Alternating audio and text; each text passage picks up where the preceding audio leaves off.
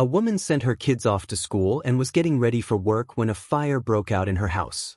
The firefighters quickly put out the flames, but they immediately noticed a few suspicious things, and soon even more strange details emerged.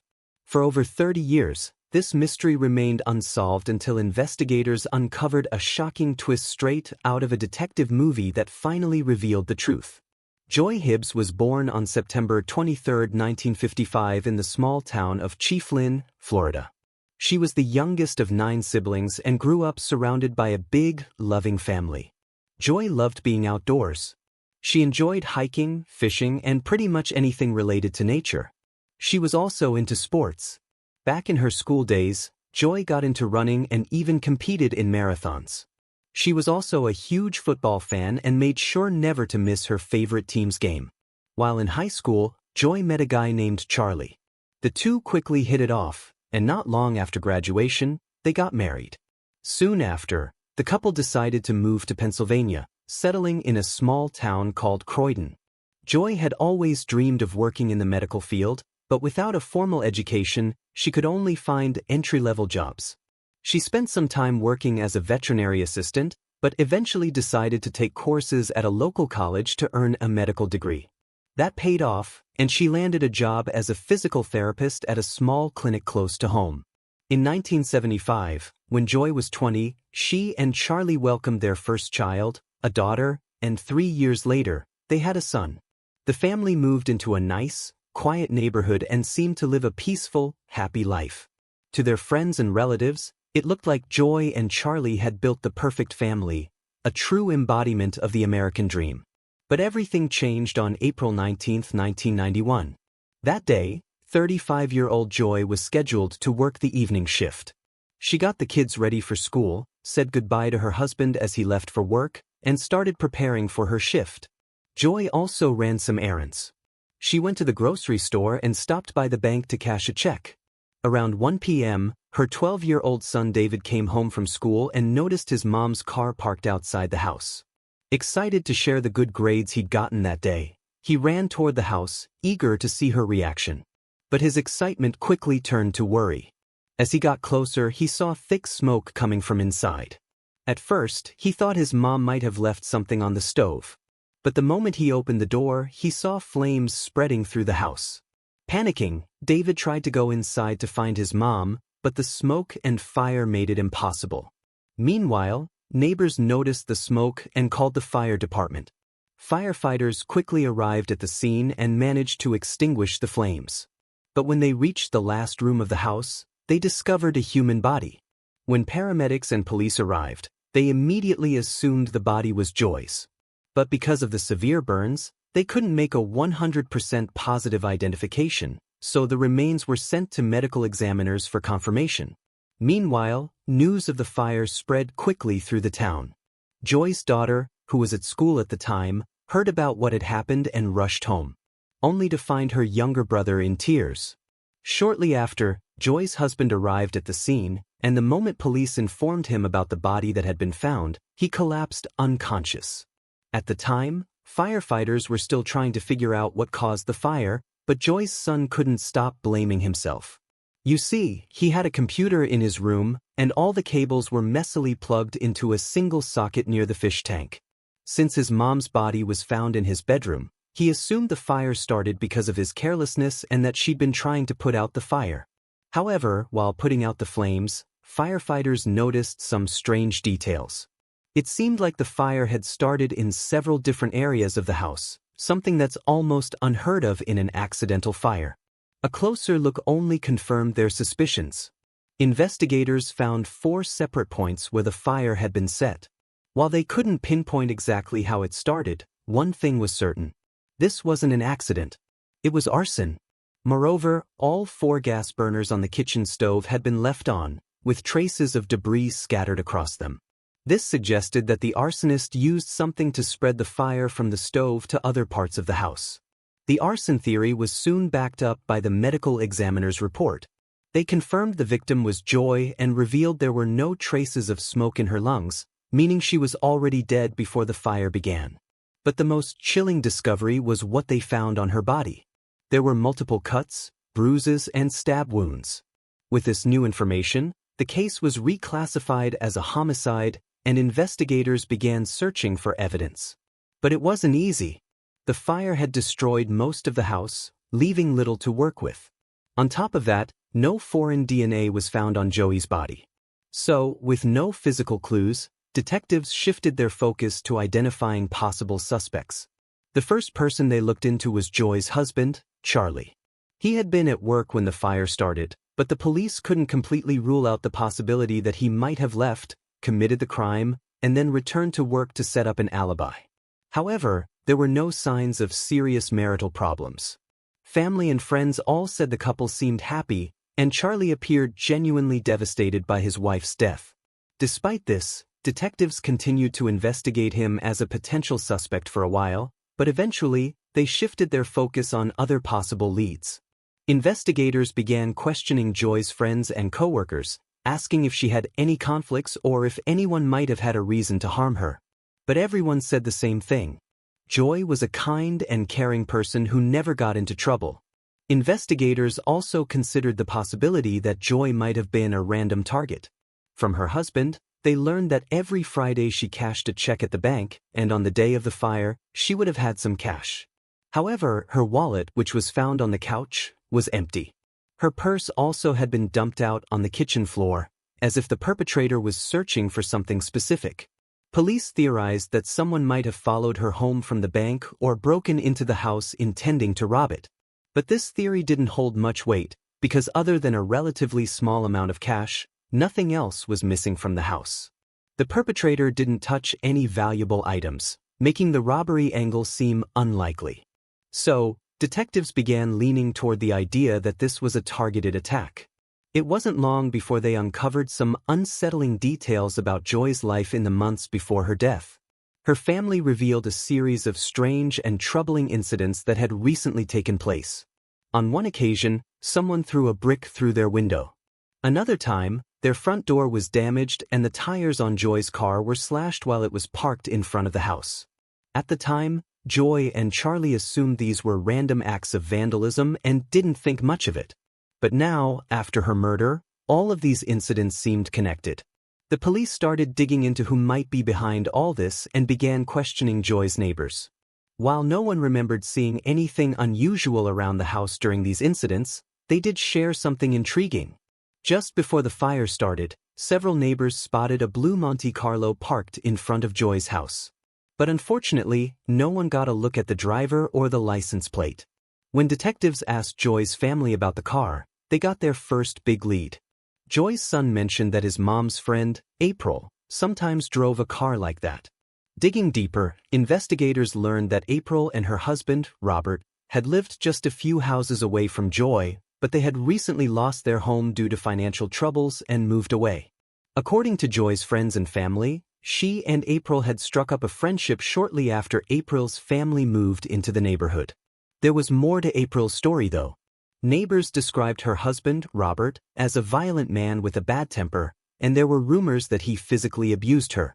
Because of this, April often spent time at Joy's house along with her kids, looking for a safe space away from her home. Joy's son also told detectives about some conflict between Robert and his mother.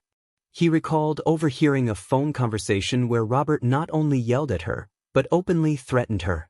Police started digging into Robert's background and quickly discovered a long rap sheet, mostly for drug-related offenses. Taking this into account, detectives began to seriously consider him as a suspect.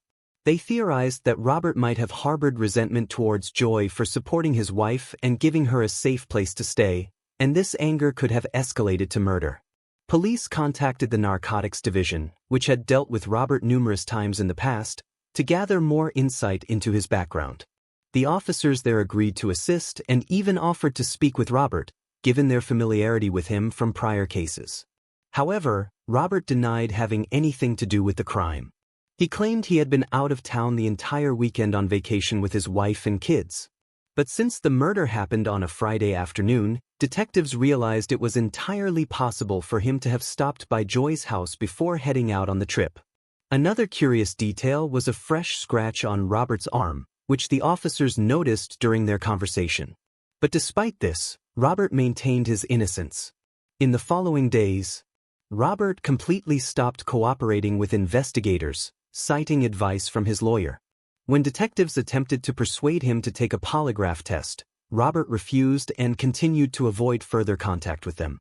The police shifted their focus to finding evidence that could link Robert to the crime. Since they still hadn't found any solid leads inside the house, they returned to the neighbors who had spotted the blue car outside Joy's home and took them to Robert's residence, hoping they could identify his vehicle. But unfortunately, detectives faced another setback. Robert's Monte Carlo wasn't blue, it was black, and the neighbors said it didn't look like the car they had seen outside Joy's house. Detectives also verified Robert's alibi and established that he and his family had indeed checked into a hotel in another city on Friday, the day of the murder. Moreover, just before leaving home, Robert had been on the phone with one of his wife's friends, and this conversation took place around the same time Joy was killed. With this information, investigators began to reconsider Robert's status as the main suspect and shifted their focus back to pursuing other leads. Investigators then decided to take another look at the victim's husband, Charlie, and this time they uncovered something interesting. Speaking with Joy's coworkers, detectives learned that she had been receiving threatening phone calls. According to one coworker, she suspected the caller might have been Joy's husband, but she never asked her about it. Despite this new information, Charlie had a solid alibi. Several coworkers confirmed he was at work on the day of the murder. However, investigators couldn't completely rule out the possibility that he might have left, committed the crime, and returned without anyone noticing. In the following months, investigators continued to question Charlie, bringing him in for several polygraph tests. But nothing in his behavior suggested he was involved in his wife's murder. Charlie had no criminal record and no history of aggressive behavior towards Joy throughout their marriage. Eventually, police concluded that his involvement was probably unlikely, and after that, the case hit a dead end. With no solid evidence or clear suspects, investigators couldn't make any progress at all, and Joy's case was basically put on hold. Occasionally, efforts were made to revisit the case, but each attempt led to a dead end. This continued for several decades. By that time, Joy's children had grown up, and the lack of progress in solving their mother's murder haunted them. Her son repeatedly contacted the police, urging them to reopen a full investigation, but each communication ended in disappointment. In one conversation with detectives, they said they still considered his father, Charlie, responsible for the murder, but didn't have the evidence to prove it. In 2014, 23 years after the murder, the case was finally reopened. It was assigned to the cold case unit, where a fresh team of detectives started reviewing all the evidence from scratch. And it didn't take long for them to notice something odd. Detectives discovered that much of the communication with Robert, one of the primary suspects, had been handled by the narcotics division. This was not only unusual, but also unprofessional, as it involved a murder investigation. The new team struggled to understand why a completely unrelated department had been so deeply involved. The detectives decided to speak with one of the investigators who had worked on Joy's case back in 1991. At first, he refused to discuss the murder, but after multiple attempts, they managed to persuade him to answer their questions. What the retired detective revealed left them stunned. He admitted that from the very beginning, Robert seemed like the most likely suspect.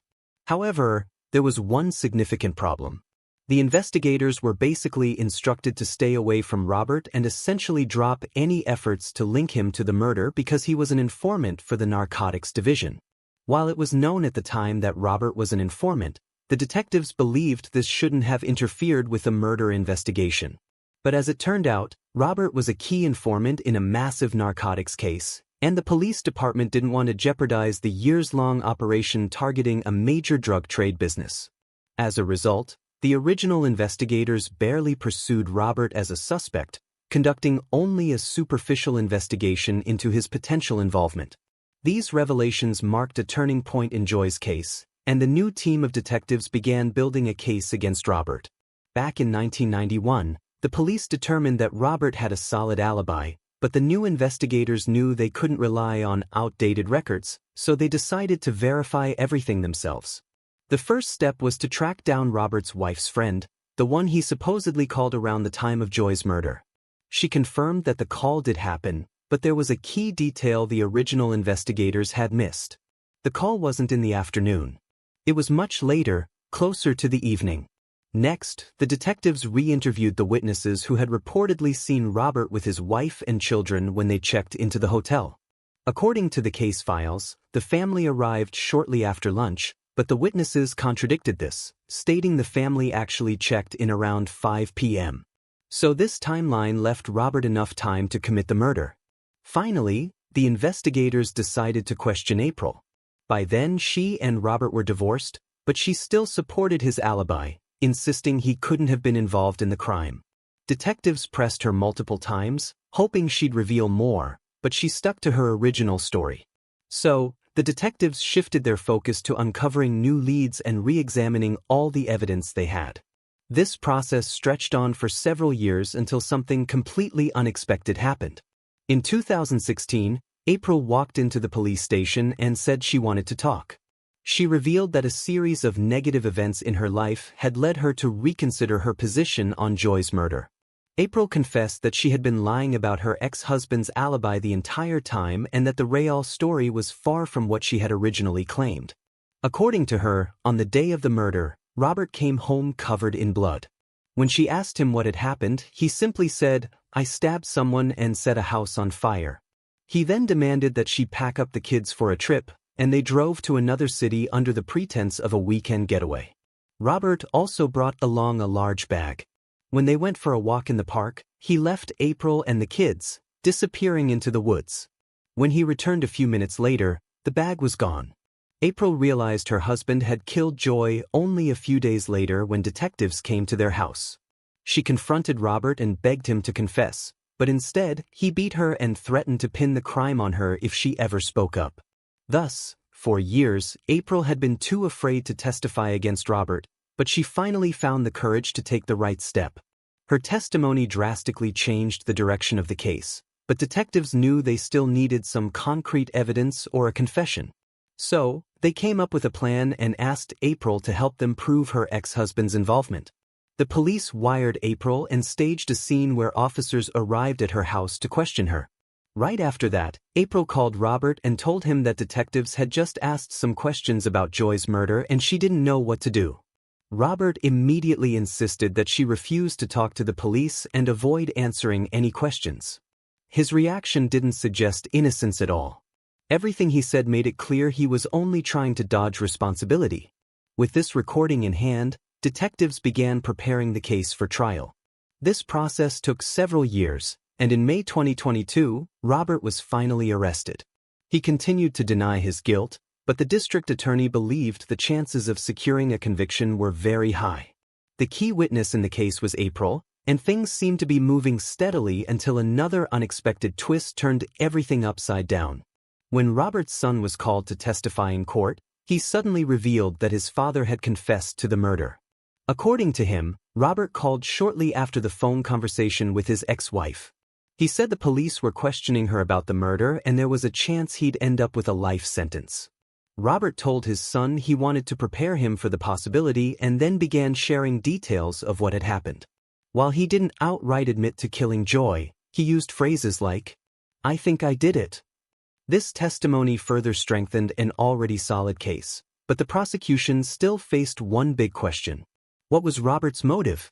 Based on the evidence, he had long been in conflict with Joy and showed a history of aggressive behavior and criminal tendencies. On top of that, it seemed he had taken the cash Joy had withdrawn from the bank just hours before her death.